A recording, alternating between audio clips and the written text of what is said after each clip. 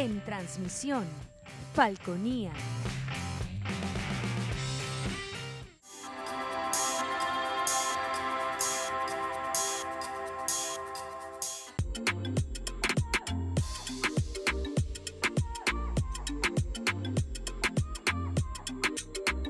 Este programa es de tipo informativo y de opinión, que contiene elementos de lenguaje, salud, sexo y violencia puede ser presenciados por niños, niñas y adolescentes sin la supervisión de sus padres, madres, representantes o responsables. Somos tu canal, somos Falconía.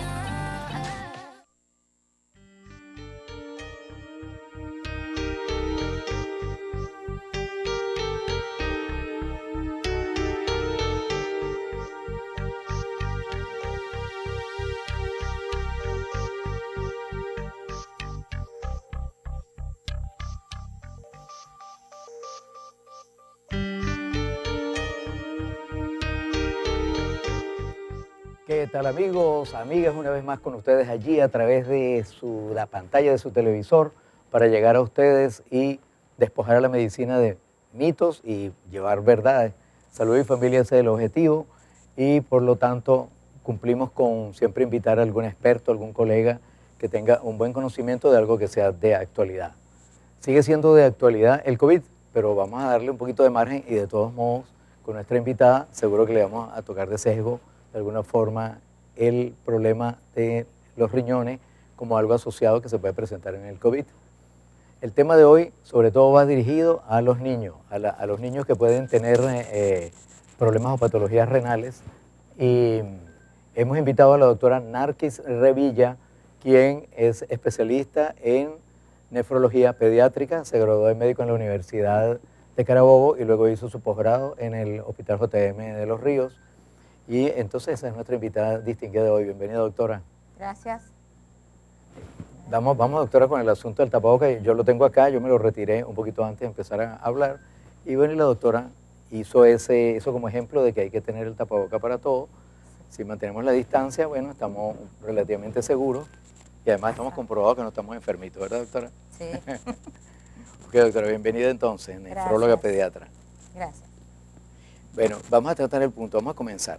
La doctora también manifestó su interés porque realmente la enfermedad renal se puede prevenir y la gente no sabe que uno puede tener prevención, profilaxis para manejar un riñón sano, sobre todo a futuro, y eso empieza desde los niños. ¿Es así, doctora? Sí. No hay otra cosa porque se conmemoró el 11 de marzo, el Día Mundial del Riñón. Sí, el Día Internacional. El Día Internacional, ok, doctora. Dígalo entonces. Sí. Sí, se quedó esta fecha en marzo, el segundo jueves del mes de marzo, para celebrar el Día Internacional del Riñón. Y el lema de este año es vivir bien con enfermedad renal. Esto es el lema que quedó a nivel internacional de la Sociedad Internacional de Nefrología y todo a nivel mundial. Se detectó para que la gente tomara conciencia en vista de que tanta cantidad de enfermedad renal crónica que cada día va en progreso. Por ejemplo, actualmente es 8.66 por cada millón de población menor de 18 años caen en enfermedad renal crónica no terminal. Interesante porque hay como fases, ¿no? Pues estamos hablando de enfermedad renal que podría ser desde una infección urinaria simple, enfermedad renal provocada indirectamente. Yo recuerdo, doctora, bueno, cuando yo hacía medicina general y hacía pediatría, la importancia de las amigdalitis y la repetición de las amigdalitis en los niños, porque daba un proceso indirecto de inflamación renal, ¿no? Sí, son aquellas amigdalitis pultáceas producidas por el Streptococcus beta hemolítico de grupo B, una bacteria que 15 días después es postinfecciosa y puede tocar el riñón y dar las enfermedades que se llama glomerulonefritis, ¿no? Y bueno, que es un cuadro clínico que hay que, característico. ¿Eso se podría prevenir en teoría si se ataca a tiempo su infección bacteriana o va al médico? Sí, porque es producida por una bacteria, por el Streptococcus beta hemolítico, y esto se ve, pues no solamente por amigdalitis, sino también por enfermedades de la piel tipo piodermitis, pústula, que sea por el Streptococcus beta hemolítico del grupo B. que 15 días después pues se dice posinfecciosa, pues afecta ahí su toque a nivel de los glomérulos y da lo que se llama la glomerulonefritis posinfecciosa por estreptococo beta hemolítico y dando su cuadro clínico de hematuria, edemas, hipertensión arterial. Doctora, fíjese, no, porque ya empezamos a usar términos técnicos, pero vamos a explicarle a la gente que los glomérulos son las unidades que se ocupan de filtrar el riñón, vamos a decir la sangre, que pasa constantemente. Yo leía por allí, mire qué interesante. Pues es un filtro. Es un filtro igualito, ¿verdad? Sí, el filtro de aceite, el filtro de agua. Es un filtro, como puse yo unos tips allí donde se pueden aproximadamente 180 litros al día que pasan y 180 litros al día. Sí, son 180 más, pues, aproximadamente. Y donde ocurren una depuración, una limpieza de las sustancias dañinas para el organismo, tóxicas, como el ácido úrico, urea, creatinina, todo que es toda descomposición generalmente de las proteínas. Y se elimina por la orina, claro. Sí. Doctora, vamos a una pausa, pero entonces quedamos en que hay fases en el proceso de daño del riñón, desde una enfermedad inicial o toque a enfermedad terminal. Usted habló de enfermedad terminal, qué delicado. Vamos a ver para que la doctora nos aclare eso y sobre todo el asunto de la diálisis en los niños, cómo es eso, dónde se aplica. Ya regresamos, doctora, no se retiren.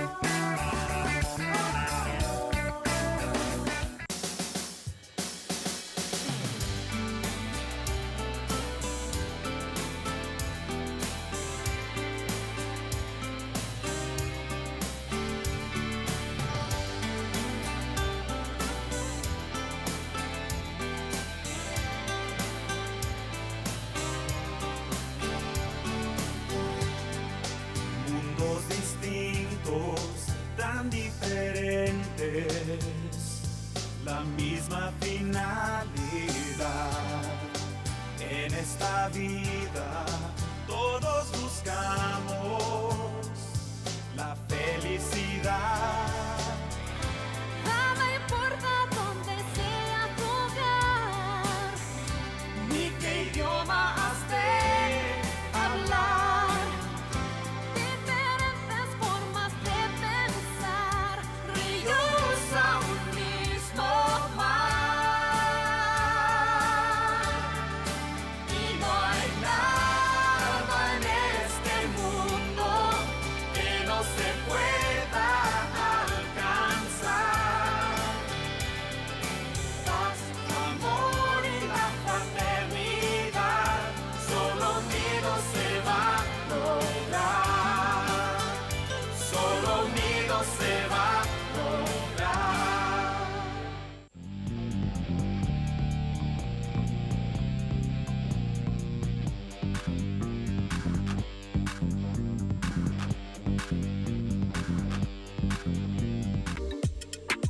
Seguimos con Salud y Familia.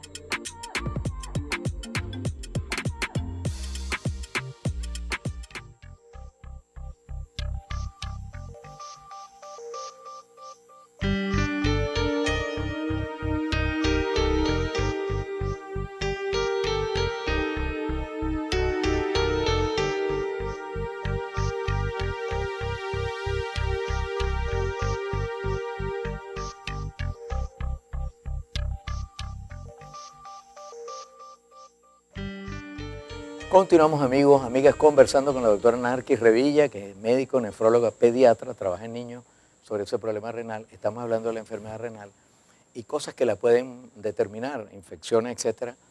La alimentación, doctora, ¿qué tan importante es para que un niño pueda enfermar de los riñones? Es muy importante. Bueno, ya que estamos hablando de niños, es importante hacer prevención en la alimentación, sobre todo en los lactantes menores, en los recién nacidos, lactantes cuya alimentación indispensable, prescindible, es la lactancia materna, ya que ocupa las calorías y la carga proteica, la carga de carbohidratos, carga de grasa, indispensable para el crecimiento y desarrollo de este ser. Por lo menos en los primeros 6 meses indispensable, y puede seguir hasta el año, solo que a los 6 meses se debe empezar la ablactación, que es introducir otros alimentos que no sea leche. Pero deben empezar a ingerir alimentos con frutas, vegetales, verduras, sopas de verduras, vegetales. ¿Por qué?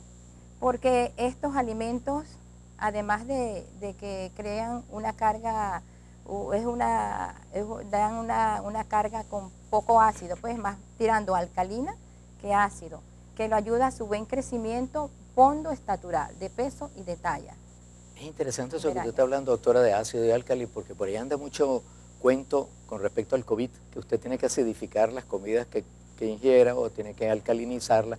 Entonces, si usted come demasiado ácido, según esas teorías, te favorece que el COVID te pueda atacar. Pero yo, bueno, más de mis conocimientos que tengo de medicina y de riñón, es que si tú ingieres ácidos o álcali, en términos generales vas a alcalinizar las cavidades o acidificar el estómago o ciertas cavidades, vagina, etcétera, o la orina, pero hasta ahí llega, ¿no? Sí. ¿Qué tan importante es eso de verdad? Si estás utilizando algo ácido, ¿hablabas de la carne?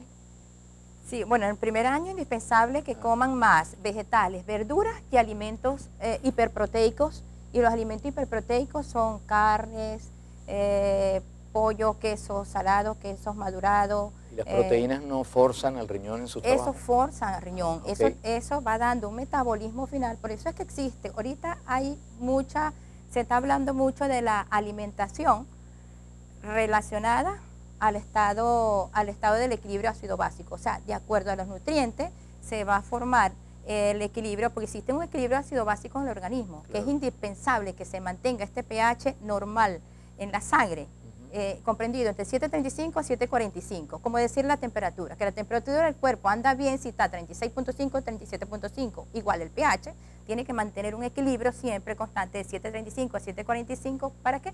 Para que las células del organismo funcionen normalmente. Pero no es cierto que uno, por ejemplo, comiendo mucho bicarbonato, se te va a poner, tú hablas de 7.34, estamos hablando de pH alcalino, pH pero no es que porque normal. comas mucho, que será bicarbonato, cucharadas de bicarbonato, se te va a poner en 8, porque además sería incompatible con la vida, uno no puede tener ni mucho ni poco. Exacto, claro, depende de la carga y cómo está. Pero Claro. me refiero yo a los alimentos, porque los alimentos te van a producir una carga ácida y una carga alcalina.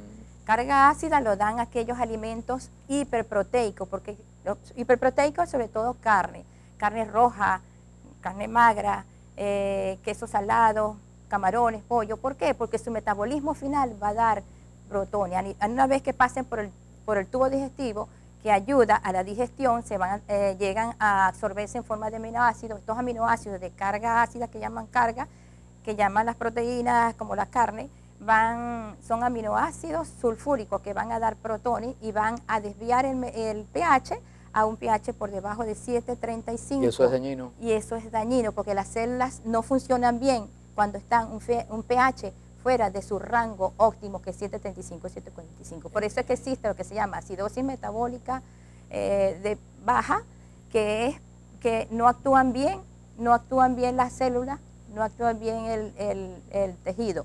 Tiene que estar en pH óptimo. Y por esto es que es conveniente que hacer hincapié en que la alimentación del niño sea de vegetales, verduras, tubérculos, legumbres, frutas, muchas frutas, que además de fibras enteras, van a metabolizarse en forma de alcalino. Debe llegar más o menos y esa dieta estabiliza. básicamente de vegetales y frutas, ¿hasta qué edad? Más o menos. Todo el tiempo. Y Hasta es lo adulto. básico en el niño. ¿Por qué? Porque las enfermedades transmisibles, las enfermedades crónicas, no transmisibles como la hipertensión, la diabetes, el hiperinsulinismo que lleva a una diabetes, enfermedades crónicas, renal. Esto es influenciado por la dieta, por eso es que yo le digo a los pacientes, el pez muere por la boca, de acuerdo a lo que uno come, así se forma. Entonces, si comienza a comer desde chiquito una dieta con una rica en carga ácida, como carnes y eso, entonces... Muy rápido lo que pasa es, doctora, me disculpa, Ajá. pero vamos muy rápido, estamos en la segunda parte del programa y ya nos vamos a quedar. Ok. Y nos interesa muchísimo que... Que me emociono. no, que usted, no, yo sé que se emociona, pero no es usted, doctora, sino el tiempo que Ok. no nos da para poder hacerlo mejor. Entonces, me interesa mucho que usted diga cuáles serían los indicadores que un niño pudiese tener, que la mamá, el papá, que cree que está haciendo todo correcto, le está dando todos sus alimentos y las medicinas que le mandaron y que los antibióticos que debe usar por esto o por aquello, no le está haciendo daño, pero si le está haciendo daño, ¿cómo lo expresa? ¿Cómo sabe que el niño puede estar sufriendo un daño renal progresivo? Bien, porque la dieta lo que sea, ¿cómo se expresa eso? Ya regresamos, amigos, no se retiren. Me fui de la...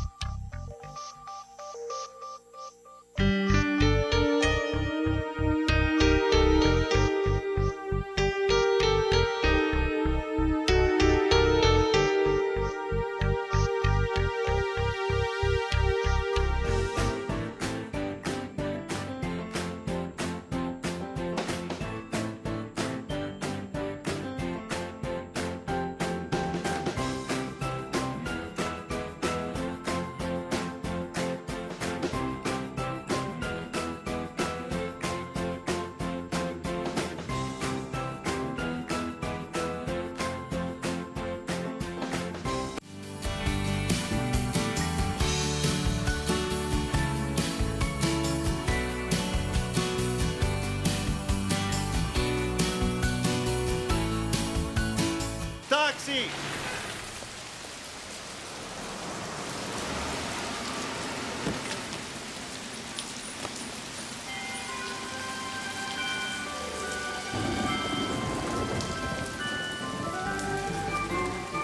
Si no puedes hacerlo todo, haz lo que puedas.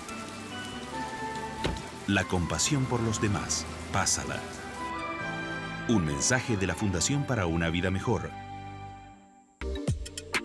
Seguimos con Salud y Familia.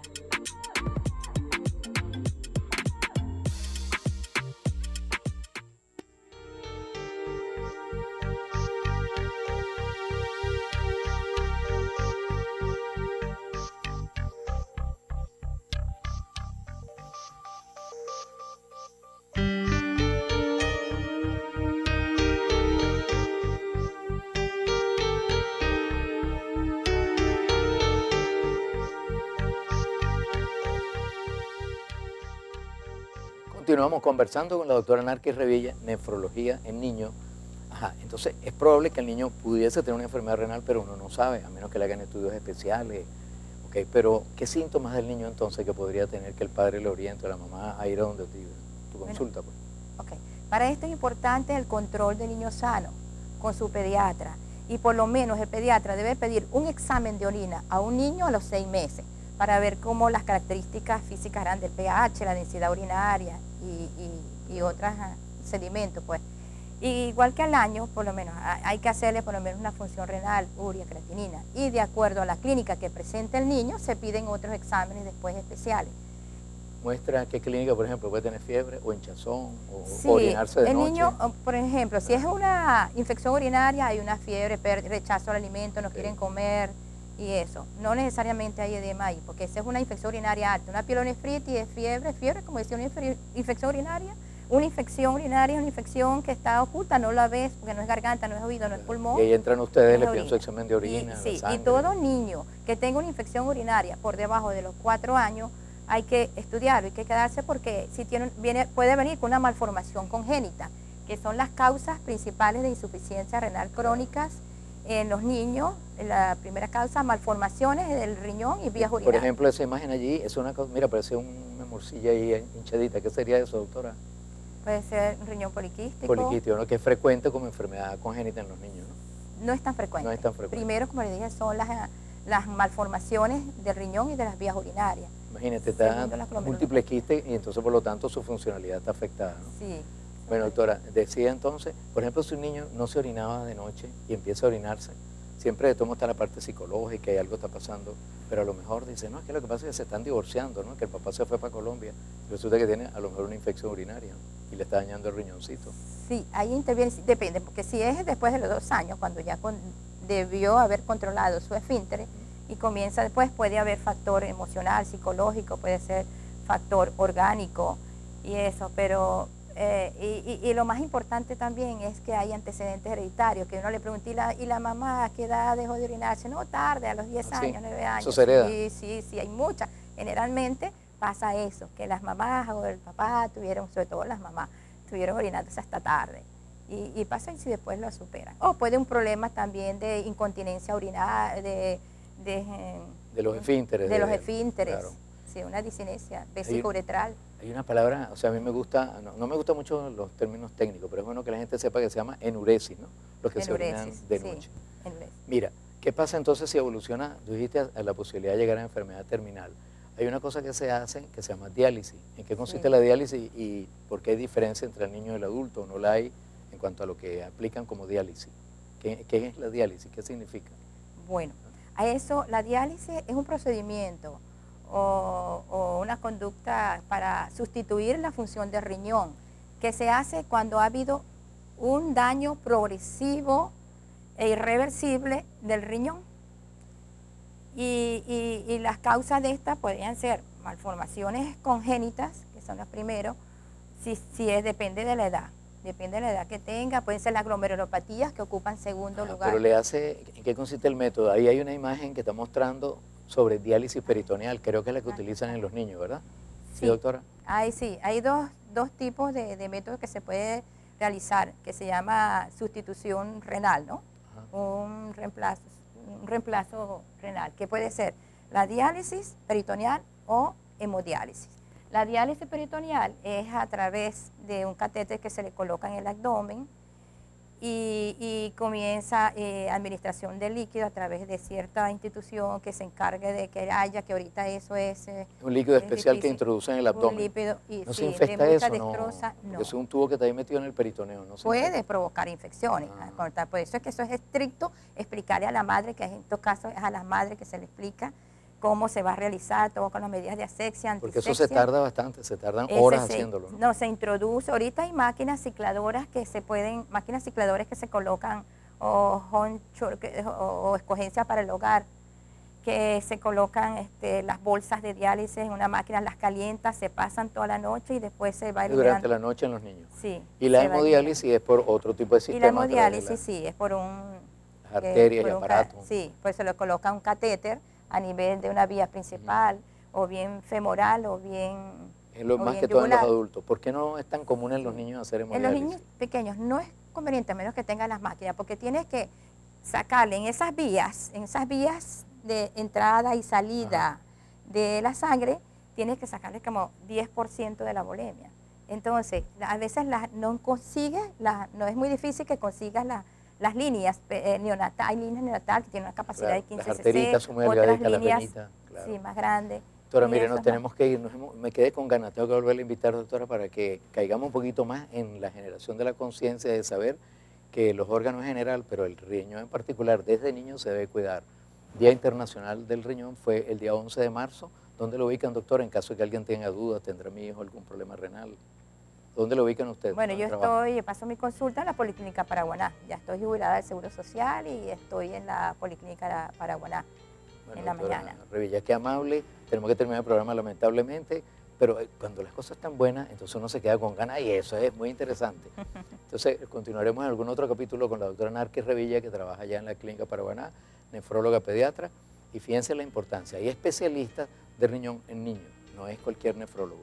Sí habría, rapidito, doctora, una diferencia entre un nefrólogo pediatra y un nefrólogo de adulto. ¿Es por qué? Porque Sí, tiene más porque- genio, mejor genio. Sí, las causas, o sea, los problemas, patologías de niños son diferentes a las A la de los causantes de las de adultos. Ahí habrían adultos. diferencia. Bueno, amigos, recuerden que cualquier comentario sobre este programa, háganlo a través del correo electrónico que ven allí en pantalla, urbinavi17@gmail.com, y celular WhatsApp a través del 0412-667-0642. No olviden sus medidas de bioseguridad, nuestro tapabocas que ya nos los vamos a colocar, evitar la congestión de personas, lavarse sus manos. Recuerden que eso es importantísimo para romper la propagación de ese virus maluco que está haciendo tanto daño en nuestra sociedad. Nos sintonizamos la próxima semana. Muchas gracias, doctora. Nada, a la orden. Sí, y los tips